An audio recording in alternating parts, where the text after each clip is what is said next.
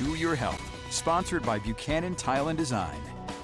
More cases of pertussis, better known as whooping cough, are being reported throughout the United States. And if you haven't been vaccinated for it, now is the time, especially since the respiratory infection can be contagious.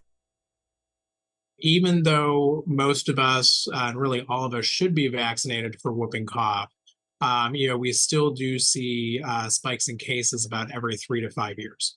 We think the past few years we've been treated to this less than the number of average cases, probably because of the pandemic and wearing masks, being more careful when we're sick, and that's probably created less spread of whooping cough.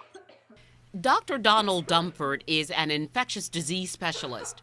He says whooping cough is spread when a person who is infected coughs, sneezes, or breathes when they're near another person. Early symptoms may look like those of a common cold and then typically progress into a more persistent and violent cough. The coughing episodes could last for weeks or even months. Babies younger than 6 months are most at risk for whooping cough. Symptoms for that age group include coughing and difficulty breathing, which can be life-threatening. As for prevention, Dr. Dumford says vaccination is key. The one group with vaccination that we really need to focus on is pregnant patients.